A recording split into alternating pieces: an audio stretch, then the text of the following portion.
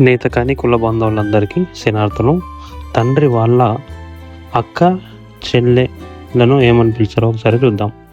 తండ్రి వాళ్ళ అక్కను అత్తాయి. అత్తాయి. తండ్రి వాళ్ళ అక్క భర్తను మమ్మ. మమ్మ. తండ్రి వాళ్ళ అక్క కొడుకును బావో. బావో. తండ్రి వాళ్ళ అక్క బిడ్డను మర్దలు లేదా పిల్ల. అలాగే పెద్దవాళ్ళు ఉంటే ముఠా అత్తాయి అని, చిన్నవాళ్ళు ఉంటే లానత్తాయి అని పిలుస్తాము. ఒక్కొక్క పిలుపు అనేది చేంజ్ అవుతుంది. అలాగే మన అమ్మ వాళ్ళ అన్నయ్య లేదా తమ్ముళ్ళని ఏమని పిలుస్తారో ఒకసారి చూద్దాం. అమ్మ వాళ్ళ అన్నయ్య లేదా తమ్ముళ్ళను ఏమని పిలుస్తారంటే మమ్మ. మమ్మ. అమ్మ వాళ్ళ అన్నయ్య లేదా తమ్ముడు భార్యను ఏమని పిలుస్తామంటే అత్తాయి.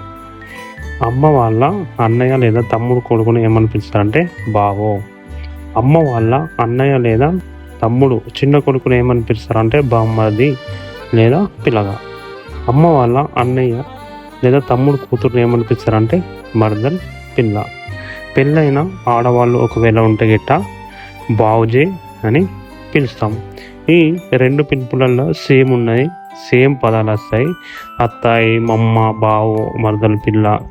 ఇప్పుడు పెద్దవాళ్ళు ఉంటే మోటత్తాయి, చిన్నవాళ్ళు ఉంటే లానత్తాయి అని ఈ పిల్ల